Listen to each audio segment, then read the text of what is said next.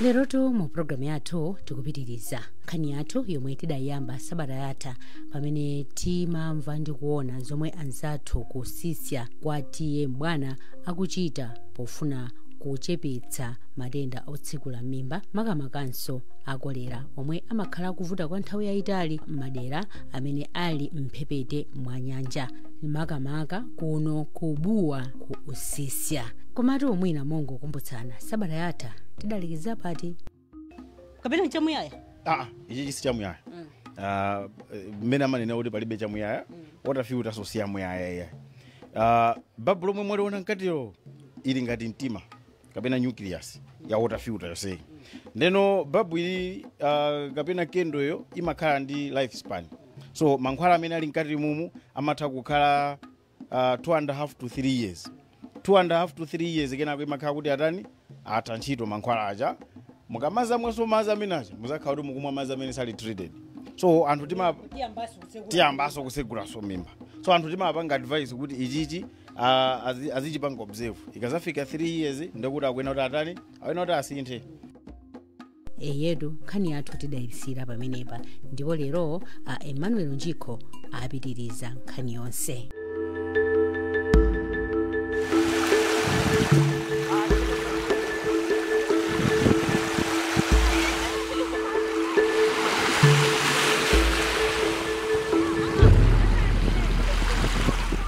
Basi kudaku mpaka na kale chikuoneka cha brown choncho mwina chifukwa choti maza amene athira mwawawa ndi namba 2 or namba 3 ndi chifukwa choti maza aja nali ukuda ndi apapa atani kuda kwa mazi kuja kwasalira umumu ndi chimayenera kuti chizitsukidwa chiwena kuti chiyereso zimathandiziraso kuti timaboto chatosaoneka tija natonso titani tiseguke bwinobwino kuti chizikhala kuti chikupanga be filter madzi aja. So kasukidwe kwake ndoti timagwirisa ntchito toothbrush, sakhala toothbrush wamba achimakhala ndi toothbrush wake mmene timanena kuti anthu sikuyenera kusinthana ma toothbrush, water filter sikuyenera kusinthana toothbrush ndi munthu akuyenera kuti akhale toothbrush wachani wa water filter. So muyenera kuti muchisuke ndi toothbrush uja kenaka musukuluza ndikutaya madzi ndikuyika muso madzi ena oyipa amene ali ndi matenda aja kenaka chena kuti chipange filter. Simukuyenera kuti musuke ndi sopo kapena mukuyenera kuti musuke ndi chosukira mbali so umayenera kuti madzi aja akathamo umumu umayenera kuti muchichose. So mwaona iyi ndi gawo lina iliso ndilinaso, so ichichi sikuyenera kuti umasule yayi mmene wangochosa apapa uyenera kuti ukhale ndi toothbrush wako uja usuke kenaka usukuluze madzi aja utani utaye ndikuyika muso ena ndatinakale kuti sopo ayi komanso zosukira mbale zija ayi ukuyenera kuti uze toothbrush chosukira mbale zija ndikuti mukhala kuti mukutseka so machani mabowo aja, so simukungoyenera kuti mpange ndi toothbrush because uthandizira kuti mutseguleso ti mabowo tija. Ichiso chimozimozi ukuyenera kuti nawonso usamasule utsuke komano pali kusiyana pang'ono chifukwa kuti ichichi utha kusukira sopo number 1, number 2 chapasichi ukungoyenera kuti utsukire madzi okhawa amene ali otetezeka. So awa ndi madzi osatetezeka awa ndi otetezeka, osatetezeka awa utha kusukira ichichi bwino sikuyenera kutenga madzi awa kusukira umumu ndikuti ichocho muchiwonongaso ichocho. So madzi oyipa aja akhala ngati kuti ali mutimo umu nawo tikhala kuti tapanga chonji ndikuti madzi awawa amene azipangidwa filter kupita umumu azikumana ndi timarimenzi tija tinali ndi zilombo zija, so simukuyenera kuti mutani simukuyenera kuti madzi awo musuke umumu au umumu akuyenera kuti akhale asukidwe ndi amomwemo. Now water filters iwa ifeyo timagula panopa timagula pa 23,000 kwacha komano tikabweresa kumuzi kunoko timapasa ku village development committee yomwe ili committee yoyang'ana za chitukuko kudera tikapasa timauza kuti talinganiza ndi nyumba mmene munatiuzira kuti muli ndi nyumba 300 takupasa ni water filters 300. Water filters awa target yathu ndoti nyumba ina iliyonse ikhale ndi chani ndi water filters anthu amwe madzi otetezeka komano asangogawa za ulere yake akhale pasi ndi muzi wonse kuona kuti atemwe atipasa water filters. Now water filters awa akuti tigule pa mtengo otsika a subsidized price kuti ndalama zija apangireso chitukuko china mwina anthu ena tikangowapasa saziwa value yeniyeni ya water filter azingoti atinalandira, so sitifuna kupanga zitukuko za handouts, at least agule akagula ndalama ija ipanga contribute chitukuko china chake, so they will sit down as a community kunena kuti ndalama za water filters zomwe ifeyo anthu tagulira water filters tipangire chitukuko mwina tilibe under 5 clinic azimayi athu amayenda mtunda wautali kupita ku chipatala tipange under 5 clinic ena aona kuti pa skulu pathu palibe zimbuzi zokwanira ndalama za water filters izi tipangire chani timangire zimbuzi zitukuko zosiyana zomwe angafune kunokonso I think achia person nawo chikomiti alongosola mwina za ndrama za zomwe akugwirizana kuti apange kugwiritsa ntchito ndrama za water filters. Aha. Ndiye mukutitsimikizira program muno kuti ndondomeko imeneyi yachepetsa matenda otsekula mimba kudera kunoko. Aha, chifukwa choti anthu akumwa madzi abwino. Nanena kuti kafukufuku wathu unaonesa kuti anthu ambiri akutsegula mimba chifukwa choti sakumwa madzi atani otetezeka. Nawo mutati muone topography ya kunoko ndi kumapiri.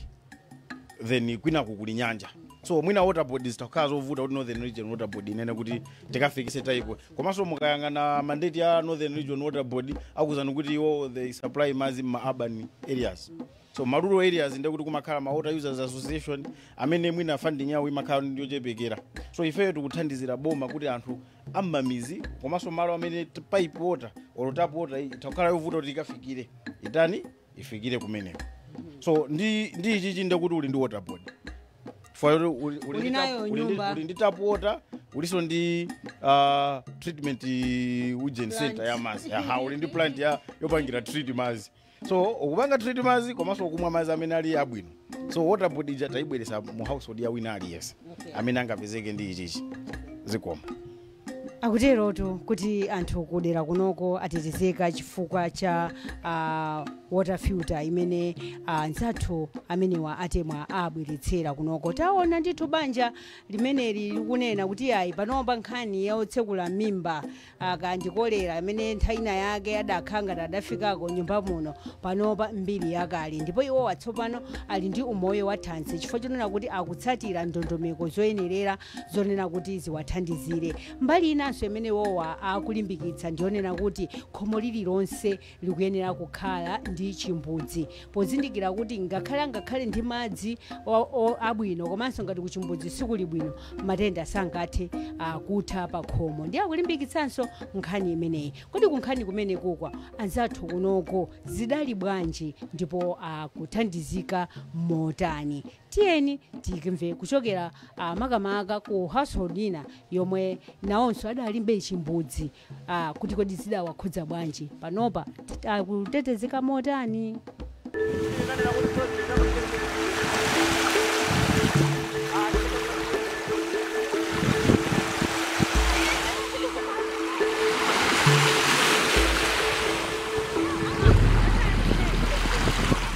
Pano tili modzi mwa agrupu achikondo tiye mbwana mboma limeneli la Nkhatabe unobe tikadali kusisia konkuja.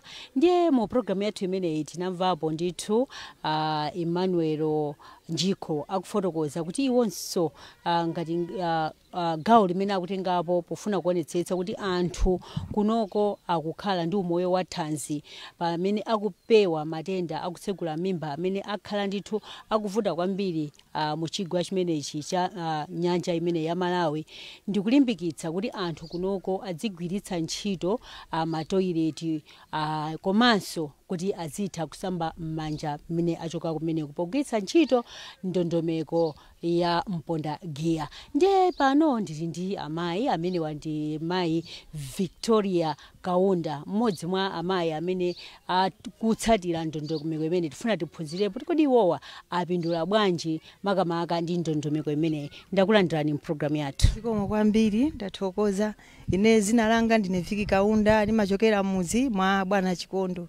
Mponda giya watipindula kwambiri chifukwa poyamba sitimadziwaso china chilichonse timangochoka mwina ku toilet basi ndithu kumangogwira mchidebe apo ayi mwina ngati pali ana kuitanisa ana titengereni madzi mkapu. Ndekuti abwera alangizi athu ndithu Anjiko kuchokera ku bungwe la Temwa anabwera ndithu ndi upangiri wabwino kutiphunzitsa kuti zimene zoti muzisambira mkapu si zinthu zabwino koma muzigwirisa ntchito mponda giya.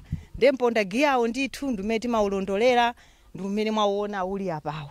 ndiye mwina tisanaone kuti kodi mumagwiritsa bwanji ntchito poyambirira zinali bwanji musanayambe ndondomeko imeneyi? Tisanayambe ndondomeko imeneyi zinali zovuta kwambiri, nanga si nthawi zina sitimaziwaso kuti kuchoka ntoileti tingakumane ndi mavuto otani. Ndiye mwina timangochoka ntoileti basi kuyamba kudya olukungogwira mwina masamba olukudula tomato amene osaziwapo china chichonse kuti zititengera mavuto a mtundu wanji. Ayi, poyambirira tisana atemwa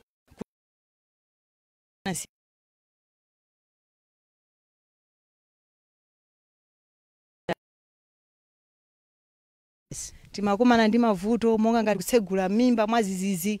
Munthu oti mama mwina kudzuka unali bwinobwino koma ufika mwina cha mazulomu pezeka kuti munthu kutsegula mimba. Ande mavuto ambiri amene timatani timapezana nawo kunoko. Mpondagiya amene ndinakudulani maoneka kuti mafuna moti fotokozere kumene agwiritsira ntchito amayenda mota anifanda kudziwa zoti amene akuonera kanema pano pali ndi chidwi chitaone kuti kodi kachinthu mpondagiya si uyuyo? Mpondagiya ndi amene. Okay, ndiye zimayakhala motani mpondagiya mwaona apawu. Icho chirapocho ndi chimbuzi ndithu choti chimathandizira banja lathuli. Ndiye tikachoka mmenemo tikachokano mchimbuzimo tikadzithandizano tikutuluka mchimbuzi mucha ndiye timabwerano pati sopano sopano pa mpondagiya apa sopano timatenga sopo imamona apa ayi sizimenezo uyu ndi wakuchimbuzi basi sizoti kati kasukireso mbale ayi ndithu wakuleti hala apa ndi ati ndi apa ndiye tikachoka ntoileti muja tikafika apa pano ndiye kuti kuja tachoka kutathana nazo zakuja apa ndiye tiwosomana kuti tisambe manja tikambe kugwira ntchito zina ndi zina kumuziko. Ndiye tikafika pamenepa timaponda kaye chonchi ndiye timatengako kaye mazi pang'ono kutengako kaye mazi pang'ono. Ndiye tikatero ndiye timazatenga no sopo isopano ndiye tikatenga sopoyu basi timazamubwezeresa pati pamenepa sopano. Ndiye kuti kutani sopano tikusamba manja. Apa ndiye kuti tikusamba manja ndi sopo.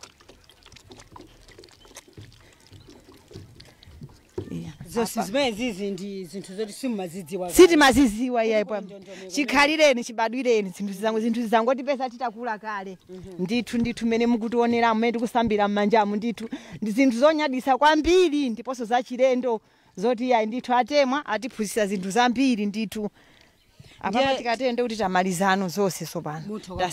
Apa ndiye kuti china chili chonse pano patikhoza kukasuka aso bwinobwino ndondomeka yonse ija anyasi yatani yatha pamenepa ndithu. Molingana ndi matenda amene munatifotokozera apa pano pazili bwanji? Panopa ndithu inde poti nanga sindi nkhani ya matenda komabe panopa ndikale isasiyana ndithu. Poyambirira ndithu mudzi mwa Chikondo anthu kawiri kuchipatala kulembesa nkhani yake kusegula mimba panalibenso matenda ena koma kubwera kwa mpondagiya ndi zinazi ayitaphunzira zinthu zambiri ndithu. Okay, ndiye inuyo ngati anthu kunoko pali ndondomeko zotani zimene munakhazikitsa pofuna kuonetsetsa kuti anthu nonse kunoko mukupanga zimene inuyo mukupanga fakuliko inuyo mukupanga ena sakupanga ndi udindo otani ngati anthu aku community kunoko amene mukutengapo? Ndithu mafusa bwino kwambiri monga ngati ineyo ndine mmodzi mwa alangizi a oshi committee. Timayendera ndithu mizimu kumafotokozera anthu kumaphunzitsaso anthu za ubwino osamba mmanja kawiri ndi sopo kuti akheso ndi mpondagiya akheso ndi chimbuzi. Ndithu moti ana khanda akulu asamavutike omachoka pa khomo amapita kutchire ayi chimbuzi chikhale pa khomo ndithu. Moti kunoko kwa Chikondo? Kwa Chikondo khomo lililonse kunoko lili ndi toilet timayendera mpondagiya pambalipa ndithu. Ineso ndiso gulu limodzi la alangizi. Zomwe kwambiri takuthokozani.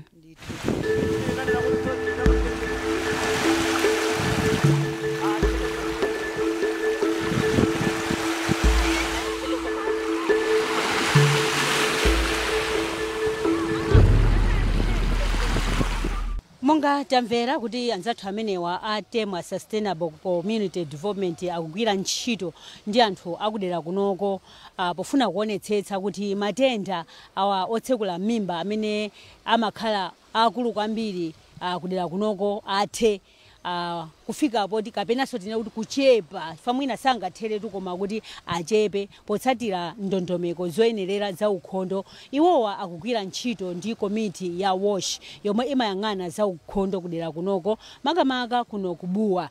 Ndiye pano ndili ndi wapampando wa komiti imeneyi kuti timve kuti kodi ndi ndondomeko ziti zimene iwowa akutsatira pofuna kuonetsetsa kuti ntchito zimene anzathu amenewa atemwa akubweretsa zikugwira di ntchito moyenerera ndipo anthu akutetezeka ku matenda. Ndakulandirani chair. Zikomo kwambiri, ine ndine chairman wa pampando wa bungwe la WASH project kuno kubuwa. Ndine wina Kondowe mwa dzina langa. Oyambirira acheya tatifotokozereni kuti ngati komiti mukuchita zotani pofuna kuonetsetsa kunena kuti anthu kunoko akutetezeka ku matenda otsekula mimba. Chibwerereni bungwe lathu mu Juni mene atabwera atemwa kuzatipanga treni kuona ndi mmene muzi wathu uno wabuwa wa GVH chikuwa ng'oma ulili makamaka ku nkhani ya matenda otsegula mimba. Atatipanga treni anazabwera ife kuti atatiphunzitsa tinayamba kuyenda mu mizi muno kuonesesa kuti nyumba iliyonse ikhale ndi toilet, bafa, chingwe, pitratini imene ili ndi bini ndi zina zoterezo ziyeneza kuti pakhale za ukhondo. Makamaka tena kuti mavuto akuluakulu amene analipo amene apangitsa kuti mwina atemwa amene wawa abwera agwire nanu ntchito inuyo anali mavuto ati? Mavuto amene anzathu ataona amene timapezana nawo kwambiri anali kutsegula kwa mimba. Fandibwerereko pambuyo inali 2002 andufe tinavutika kwambiri ndi kolera makamuzi mwathu muno mwa chikuwa ng'oma. Mnene kuti ma cases okwana 52 nda amene anazatuluka kupita ku health center yathu ya Usisya. Ndeno atachiona chinthu chimenecho pamene anazabwera kuti no tipange matenda akuti akhale ochepa. Ndiye kusenyeza kuti ukhondo machepa makamaka anthu kukhala ndi chidwi kuti madzi muli nawo pafupi, zinthu zoyenereza zoti mukhale anthu ukhondo zinawo pafupi. Chimaperewera nchani kuti mpaka na anthu 52 apezeke kuti akudwala matenda amene wa akolera? Chimene chimaperewera ngakhale tumadzi tili nawo pafupi. Chimene chinaperewera unali upangiri nene kuti timati civic education yoziwa kuti tiziwe kuti kodi madzi kufunika kwake nkotani oke tingawateteze bwanji kuti anthu ufe tikhale ndi upangiri wabwino kuti tipewe matenda otsegula mimba waeya ndithu. Ndiye no mwina cheya tiye tizingoenda kapi pang'ono tifuna tioneko mwanena kuti muli ndi mabafa poyanikira zinthu zimene zizi tinene kunena kuti maona kuti ndondomeko imene iyi yathandizira bwanji makamaka pa umoyo wa Thanzi akudera kuno anthu pano pali ndi umoyo wa Thanzi. Ndondomeko yathu yaonesa kusintha mu chigawo chathu muno chifukwa poyamba ndufe ndinene kuti mwa chikuwa ng'oma muno muli manyumba okwana 280. Mmene titachilandira chinthu ichi titayamba kuyendera manyumbamu tinazapeza kuti tinayamba fezi yoyamba tinazapeza kuti zimbuzi ndi mabini ndi ochepa. Ndeno titayendera kachiwiri tinazapeza kuti anthu achivesesa akumba zimbuzi kusiyana ndi mmene zinalili poyamba paja mabafa komanso ndi zina kuphatikizaso ma water filters. Ndeno pa chinthu chimene ichi chaonesa kusintha moyo wabuwa muno, kusintha moyo wa anthu akuno kubuwa. Ndiye inuyo ndi komiti imene kuyang'ana za ukhondo makamaka pofuna kulimbikitsa ukhondo umene anzathuwa atibweretsera kunoko kubuwa. Inuyo ngati komiti mukuchita zotani pofuna kuonetsetsa kuti makomo akutsatira bwinobwino ndondomeko zimenezi?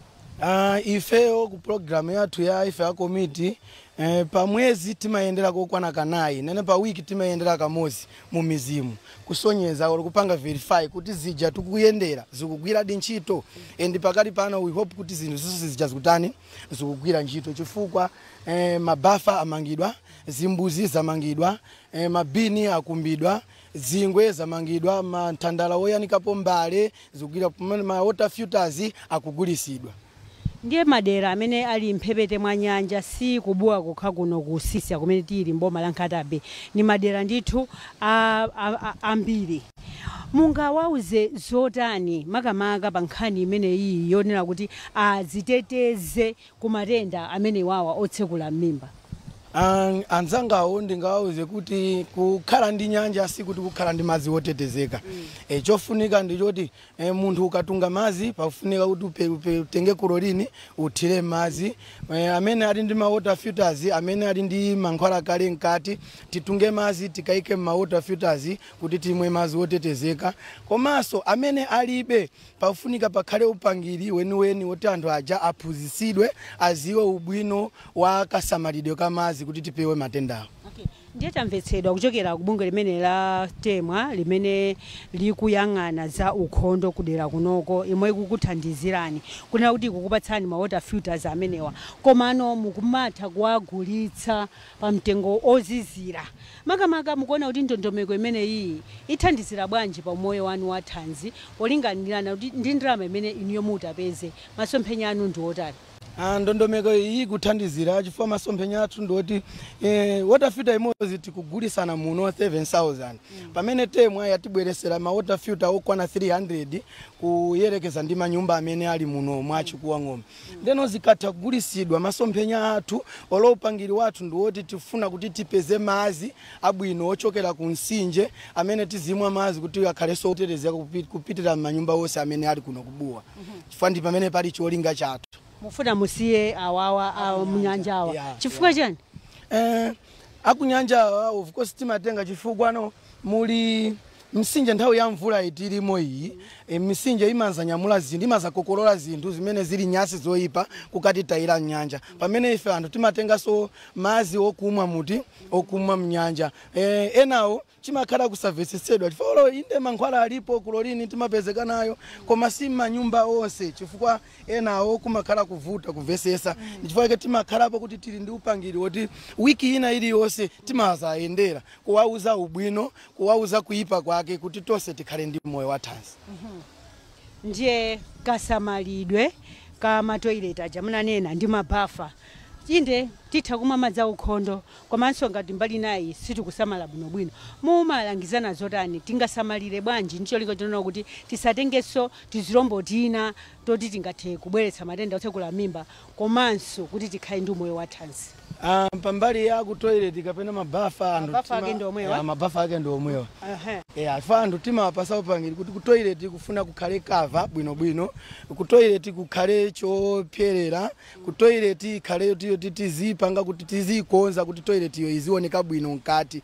Makamaka timawapasa so maphunziro ena kumbali ya wana chifukwa nthawi zambiri amene amakonda kuononga ma toilet amakhala wana. Ndiye timamuuza munthu wankuluja kuti mwana akamapita naye ku toilet azikamkhazika malo oyenerera kuti asakapangire mkati toilet muja izipita direct pazenje pachani pa toilet. Izi ndi zimene anthu timawalangiza ku mbali ya toilet kuti toilet izikhala ndi clean izikhala so ndi chosesera chabwino choseseracho chizikhala special cha ku toilet osati kuti chizikhala so cha kunyumba komanso choseseracho chizikhala ndi malo ake apa mwamba pa toilet kuchisiya muti kuchisiya mmene ku toilet ija izioneka bwino. Ambiri amaganiza kuti kukhala ndi pafupi ndi nyanja mmene kulili kunoko edi basi ndiyoti ndi safe content chilichonse palibe chifukwa chokhalira ndi zinthu zimene zizi mungati langize zotani? Anthu amenewo fano ndi chifukwa chake ife anthu akuno kunyanja zambiri timagwirisa ntchito mnyanja kaya khale toilet kumakapangira nyanja koma atabwera atemwa ndi malangizo awo ife titachilandira bwinobwino monga ife awoshi zasinthaso moti anthu sakukhala mnyanja mene kuti anthu akukhala m'matoilet. Ndibwereko pambuyo chifukwa muno tinali ndi matoilet ochepa tinali tikuyamba poyamba tinali ndi matoilet pa nyumba 280 tinali ndi matoilet 71 tikuyambira poyamba pachi. Titayendera kachiwiri zapeza kuti zasintha tinapeza kuti matoilet yakwana 149 tayenderaso kachitatu tazapeza matoilet yakwana 160 chimene chikuti pasa chithuthuzi ife kuti zinthu zikusintha. Tiliso ndi komiti imene imazayendera kuti imazaona kuti anthu mnyanjamu kodi akukhalira mnyanja kapena mwina akumakhala m'matoilet komanso komiti ija imazatibweresa kwa ife awoshi ndikutiuza kuti ayi mphepete mwa nyanja umu tikuonanso kuti mwayamba ukilini sopano zinyasi zija zikutani zikuchepa ndipo anthu panopa akukhala ndi umoyo wabwino umoyo woti anthu ayamba kulandira umoyo wabwino zoti anthu ayamba kusegula mimba zachepa kwambiri. Ndithu masomphenya anu ndi otani makamaka pamene tikukamba za umoyo wa Thanzi wa anthu akunoko kusisya makamaka pamene tikuyang'ana kuno kubuwa ndi otani? Ife masomphenya athu ndoti tikuyamika choyamba anthu amene akuchivesesa chifukwa upangiri uwu ukupitirira kusogolo, uphungu wathu ukupitirira kusogolo chifukwa anthu amene tikuwayankhulawo akuchivesesa. And kusogolo kuti tikufuna kuti zinthu zimenezo zisapitirire, komanso ndikumema anthu onse amuno mbuwa kuti malangizo athu amene amalandira apitirire kuwasunga. Ndithu. Pomaliza pamene tikukamba za umoyo wa Thanzi, mungauze zotani mtundu wa Malawi molingana ndi nkhani ya ukhondo?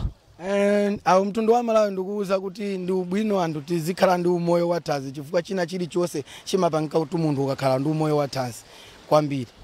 Ndithu. Zikomo kwambiri. Zikomo.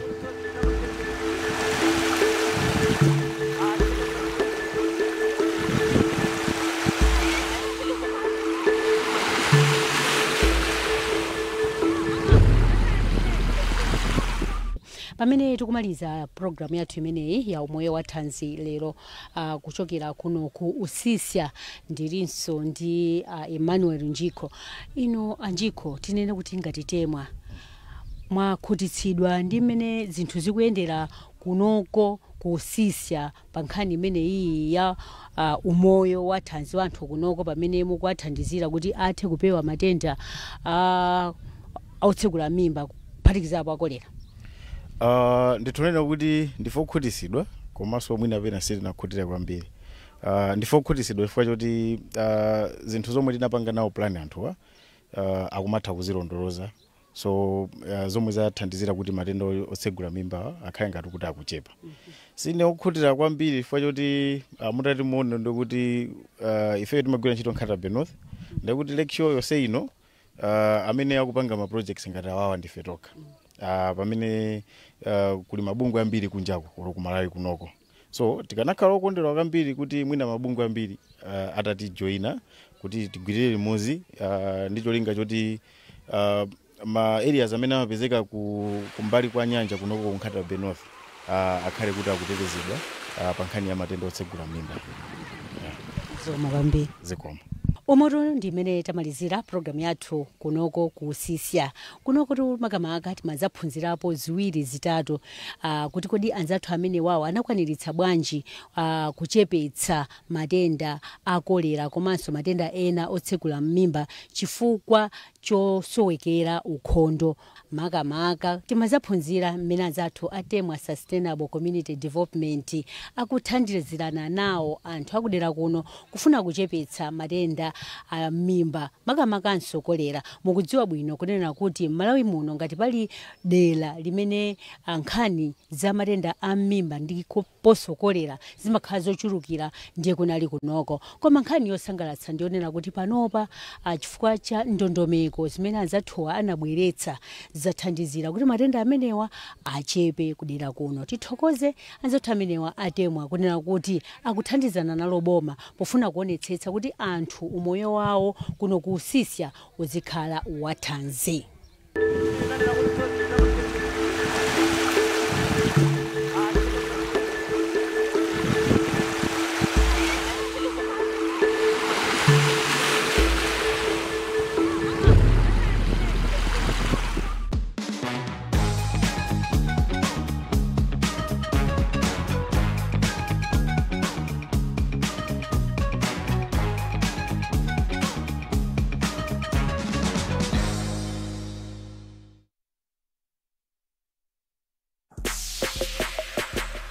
Modern day life is all about setting or following the latest trend.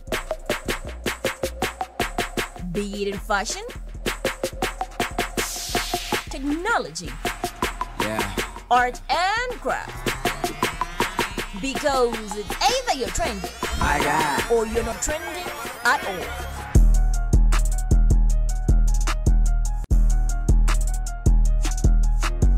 MBC, inspiring the nation.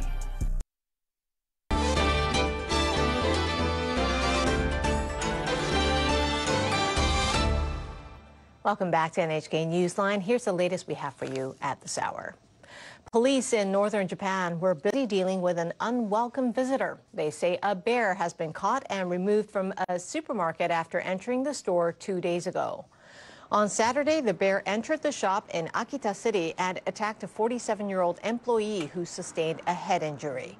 On Monday morning, the police said the bear was found in a trap after the Akita prefectural government informed them its sensor had been activated. They say the animal was taken away later in the day. Bear sightings around schools and in urban areas in Akita have been frequent since the beginning of November. The prefecture has decided to extend a bear warning until the end of December. It was originally scheduled to end on Saturday. I feel it's dangerous for children to play near homes and outside on roads. We have been a little careless, thinking bears won't be here. So we'd like to teach students about safety in class. Bear attacks have become a social problem across Japan. The number of people who have suffered injuries or other damage caused by the animal hit a record high in the fiscal year that ended in March. U.S. President Joe Biden has announced that he's pardoned his son Hunter just weeks before the end of his term and reversing promises not to. In June, a jury found Hunter Biden guilty of felonies connected to his illegal purchase of a gun in 2018. He was found to have made false statements related to his illegal drug use. Hunter was also indicted for failing to pay taxes. U.S. media outlets say he was scheduled to be sentenced this month. President Biden released a statement on Sunday. He said he has watched as his son has been selectively and unfairly prosecuted. He added that Hunter was singled out because he is the president's son. Biden said he hopes Americans will understand why a father and a president would take such a step. Until now, he'd repeatedly said that he would respect judicial decisions and not issue a pardon. Meanwhile, U.S. President-elect Donald Trump has lashed out at Biden's pardon of his son. He called the action an abuse and miscarriage of justice. Trump unleashed his criticism in a social media post on Sunday, taking the opportunity to refer to his supporters involved in the riot in the Capitol on January 6, 2021. He asked, does the pardon given by Joe to Hunter include the J6 hostages who have now been imprisoned for years? Trump himself pardoned a number of people or commuted their sentences in December 2020, just before his first presidential term ended. Those pardoned included members of Trump's 2016 campaign who were convicted of charges linked to the alleged Russian interference in the presidential election. Charles Kushner, the father-in-law of Trump's daughter Ivanka, also received a pardon. Kushner had pleaded guilty of tax evasion and other charges. Trump announced on Saturday that he has tapped Kushner as a new U.S. ambassador to France in his incoming administration. The U.S. president-elect has also named his point person on Arab and Middle Eastern affairs, Massad Boulos, a businessman and father-in-law of Trump's daughter, Tiffany.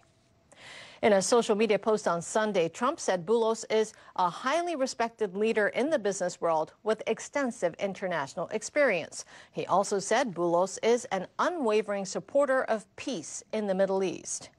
U.S. media reports say that Boulos is a Lebanese American who helped Trump garner Arab American votes in battleground states in the presidential election.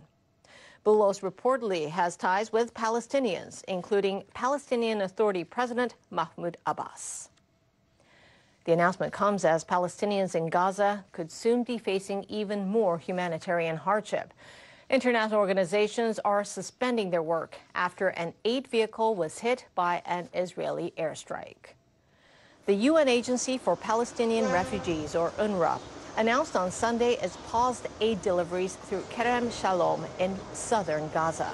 The checkpoint is the main crossing point for humanitarian aid. UNRWA has cited a lack of safety. That move came after World Central Kitchen announced Saturday that it was suspending activities in the enclave. One of its vehicles suffered an Israeli airstrike, killing at least one person. The Israeli military says it struck a vehicle carrying a terrorist who took part in the surprise Hamas attack on Israel in October last year. It says that person worked for World Central Kitchen. The incident comes amid a worsening food shortage. The Associated Press reports 2 children and a woman were crushed to death on Friday when a crowd of Palestinians rushed to get bread at a bakery in Gaza.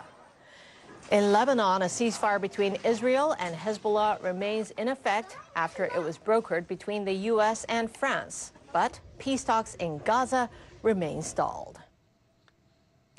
Hamas appears to be putting more pressure on Israel and the U.S. to bring them back to the negotiating table. The group has released a video claiming to show an American hostage. The footage released Saturday shows a young man pleading for intervention to secure his release. A White House official says he's an American Israeli and that they have been in touch with his family. Negotiators have failed to reach consensus on the first ever global treaty on plastic pollution. They agreed to postpone a draft agreement amid divisions over several proposals, including the reduction of plastic production. The chair of the negotiating committee says participants need more time to hammer out the United Nations treaty. He released a revised draft on the last day of the week-long talks in Busan, South Korea. One option sided with a proposal by the European Union to set a global target to cut plastic output and require countries to report steps they take to achieve the goal. Another option omitted such restrictions, reflecting strong opposition by oil-producing nations. And we have reaction to the meeting from a top conservation group, as well as a look at one way plastic pollution is affecting people in Southeast Asia. We came to Busan hoping for something different than what we got, that's for sure. The World Wildlife Fund's Erin Simon says even if the agreement may not be there yet, the problem definitely is. And it's getting worse. Global plastic waste output hit 353 million metric tons in 2019, more than double the amount produced in 2000. Imports of that waste are surging in Malaysia. Not local thing. This is not local. That's why you see this is not our local waste. This is Europe. They are brought into the country for recycling, but there have been many cases of illegal dumping and incineration. This is very unfair, and this is very not respect our human right. This woman moved to the area 2 years ago. Here we always have plastic burning smell. She says her family suffers sore throats due to the pollution. I feel very sad. Why my son have to face this problem? Malaysia's government has taken measures to forcibly return plastic waste illegally brought in from Japan, Europe, and elsewhere. It's an example of how international this problem is. Experts say reducing the amount of plastic being produced is a key step in solving it. We are already producing way more than the world can manage in plastic today. We have a dump truck of plastic waste entering our ecosystems every minute. And the best predictions are within the next 15 years, we'll double what we produce and therefore triple what we leak. Many of these like-minded or oil-producing countries do not like that idea of stopping production. So that continues to be the major tension. And so continues the challenge of trying to find consensus. I am hopeful because the right bones are there. I'm hopeful because the overwhelming majority of countries agree with what needs to be in that treaty to make it actually have teeth. And now it's just about kind of getting it done. Negotiators plan to meet again next year. A traditional winter festival took place in the mountains of Fukushima Prefecture Sunday. About 300 people took part in the procession.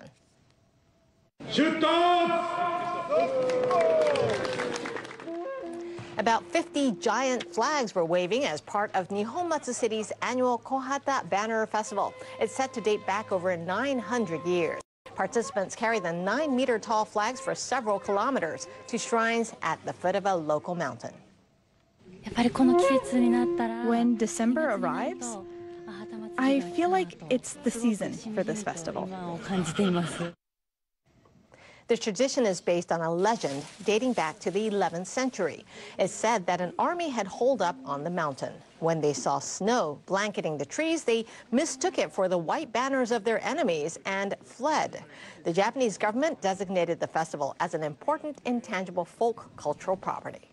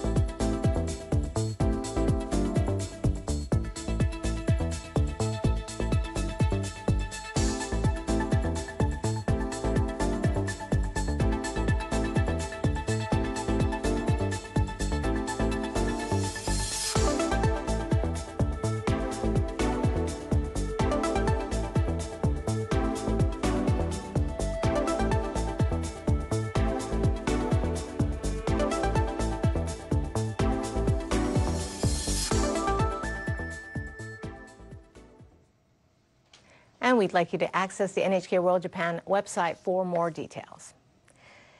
It is time to check the world weather with our meteorologist, Jonathan O. Jonathan, it was a bit of a mess for those in the northeastern United States as that winter storm rolled in through the region. How are things looking now? Hello, a bit of a bitter blast rolled through the northeastern portions of the United States and in the process dumped a significant amount of heavy snow. We have this phenomenon over in the Great Lakes where when you have really cold air running over these lakes that are really large enough to create these big snow clouds, it really dumps a bunch of snow in the region. To show you what's happening, take a look at this video. I'll give you an idea of how it looks like on the ground. Intense lake effect snow blanketed the Great Lakes region, causing disruptions throughout the holiday weekend. Blizzard-like conditions caused traffic jams as some roads and highways had to be closed. Officials say there were more than 200 incidents in a 24-hour period between Friday and Saturday morning. The National Weather Service says the cold air is expected to last through Monday with temperatures well below average. So while a lot of the moisture is kind of tried to wrap, but we still have a little bit of that northwesterly flow, and so we'll still be looking at the possibility of seeing a little more snow with that. Another little back toward the west across the Midwest, you're thinking, how far south can this go? Well, we're looking at the possibility down to the southeast, and maybe talk about some snow as far south as Tennessee to Kentucky as we head toward late Monday into Tuesday. But the reason is because it's just so cold. All the cold air bringing temperatures down to -12 and last forever here. High pressure back toward the west, bringing some dry weather to a place like Beijing as we go through Tuesday. Hope you have a good day wherever you are.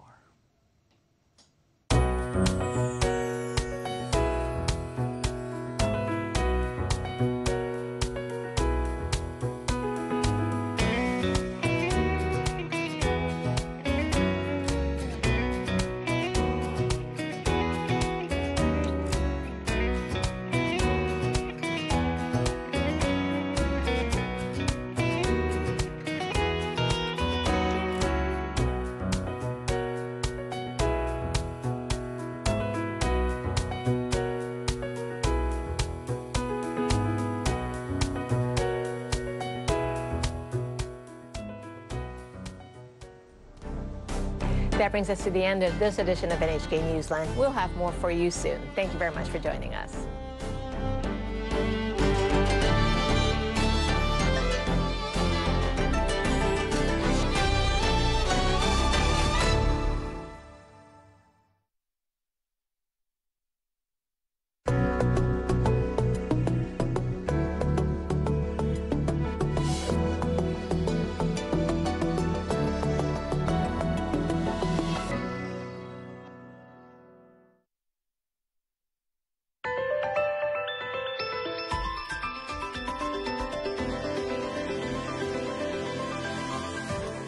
Our guest today is Jizai craftsman Mitsuta Haruo. He specializes in Jizai okimono, a type of metal craft developed in Japan about 3 centuries ago.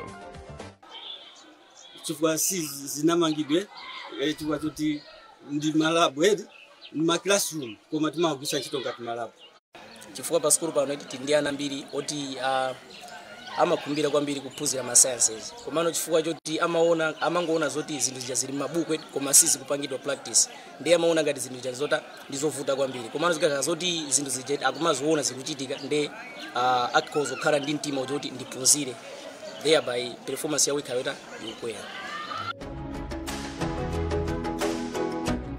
Nzachidziwikire kuti malo ophunzirira ndi kuphunzitsira maphunziro a sayansi, malo owerengera ndi kusunga mabuku ndi zinthu zofunika kwambiri pa maphunziro kuti ophunzira achite bwino.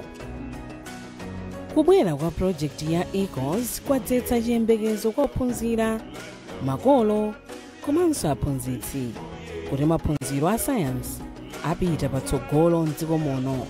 Chifukwa cha ichi projekti ya ECOS yakangalika kumanga zipinda zophunzitsira ndi kuphunzirira maphunziro a sayansi, malo ophunzirira za kompyuta komanso malo owerengera mabuku m'sukulu ndiwa akupezeka pa platform yotchedwa Notesmaster. Pa platform imeneyi pali maphunziro 26, 13 a JCE ndi 13 a MSCE, omwe 7 mwa iwo ndi agriculture, biology, mathematics, chemistry, physics, home economics komanso computer studies. Ntchitoyi yomwe inayamba mchaka cha 2019 ndi thandizo lochokera ku World Bank ndi ya ndalama zokwana $90 million ndipo ikugwiridwa maboma 13. Tikhoza kunena mosangalala kuti